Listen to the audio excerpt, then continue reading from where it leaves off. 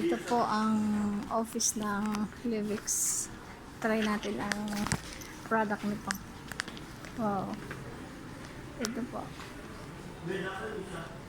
Oh, nakarating na rin ako dito sa office ng Livix. Oh, yan. Dito po ito matatagpuan sa Quezon City. Sa may Sunshine Building. Ayan, di ba? Hindi po yung picture. Naka-video po ako.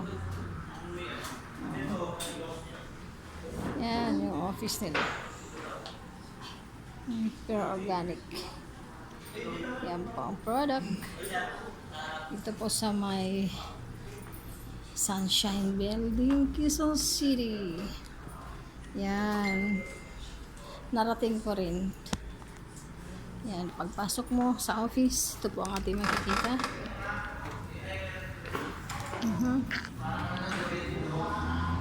Meron din po silang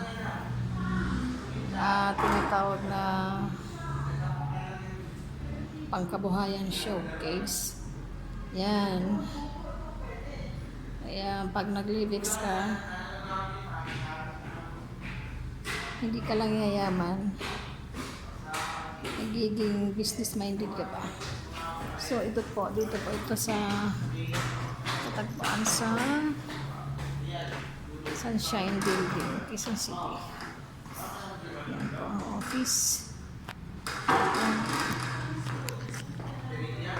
The best. Yan. Papasok.